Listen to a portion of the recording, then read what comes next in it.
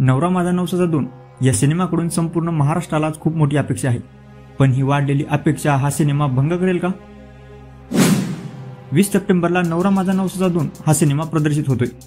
या सिनेमाच्या अनाउन्समेंट पासूनच या सिनेमाची जोरदार चर्चा चालू आहे।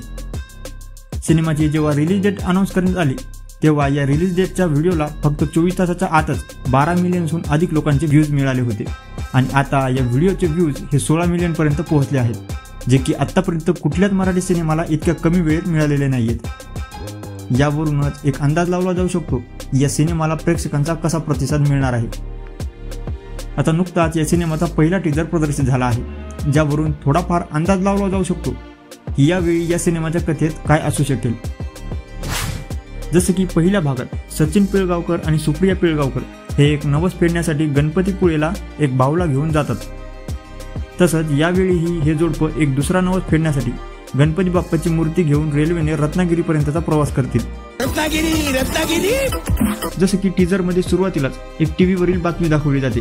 आत्ताची सगळ्यात मोठी बातमी, सरकारी तिजोरीतून हिरे घेऊन 2 चोर पळाले। त्यानंतर दिसतं की हे कुटुंब जी गणपती बाप्पाची मूर्ती नवस फेडण्यासाठी घेऊन जात आहेत ती अचानक गायब होते किंवा ती चोरली जाऊ शकते।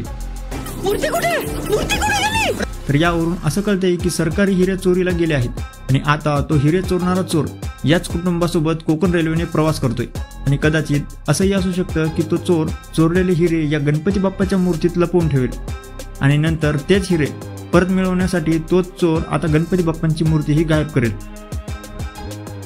त्यानंतर दिसतं की स्वप्नील जोशी आणि हेमल इंगळे हे कपल आहेत आणि त्यांना एकमेकांसोबत लग्न करायचंय। तर आतापर्यंत म्हणजे डेट अनाउन्समेंटच्या व्हिडिओपासून किंवा सिनेमाच्या पोस्टरपासून असा अंदाज लावला जात होता की स्वप्नील जोशी हा यावेळी या सिनेमात सचिन पिळगावकर आणि सुप्रिया पिळगावकर यांचा मुलगा असेल, पण आता इथे टीजरमध्ये काहीतरी वेगळंच पाहायला मिळते।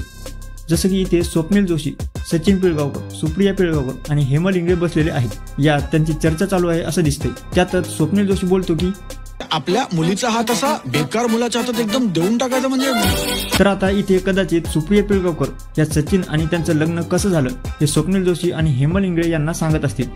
तेवढ्यात स्वप्नील जोशी असा रिॲक्ट करतो की त्याला या गोष्टी पहिल्यांदाच माहिती झाल्या आहेत आणि त्यातच तो सुप्रिया पिळगावकर यांना असंही म्हणताना दिसतो, म्हणजे आपल्या मुलीचा हात असा बेकार मुलाच्या हातात एकदम देऊन टाकायचा। आता इथे स्वप्नील जोशी हा सुप्रिया यांना बोलताना आहो जाहो घालताना दिसतोय। काय ग्रेट आहे तर तुमचे बाबा।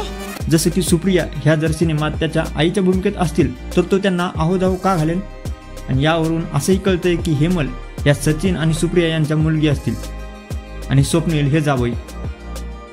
तर कदाचित यावेळी हे कुटुंब नवस फेडण्यासाठी गणपतीपुळेला आपल्या मुलीसोबत आणि होणाऱ्या जावयासोबत जात असतील। तर या सिनेमाकडून अपेक्षा भंग होतील असं का बोललं जातंय? तर नुकत्याच प्रदर्शित झालेल्या या टीजरला प्रेक्षकांचा चांगलाच प्रतिसाद मिळताना दिसतोय। यात अनेकांनी या टीजरवर चांगल्या प्रतिक्रिया दिल्या आहेत, तर काहींचं यावर असंही मत आहे की हा टीजर तितकासा उत्सुकता वाढवणारा दिसत नाहीये। तरी सध्या तरी या सिनेमाचा टीजरच आला आहे, अजून ट्रेलर आणि त्यानंतर संपूर्ण सिनेमा तर बाकीच आहे।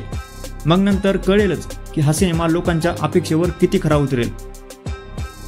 आतापर्यंत तरी अशी अपेक्षा आहे की हा सिनेमा प्रेक्षकांना नाराज करणार नाही, पण आतापर्यंत आपण बऱ्याच मराठी सिनेमांचे सिक्वल पाहिलेत, ज्यातील काही पहिल्या भागा इतके मनोरंजक ठरले नाहीत। म्हणूनच असाही प्रश्न उभा राहतो की हाही सिक्वल पहिल्या भागाच्या तोडीस तोड असेल का, नाहीतर तेच होईल।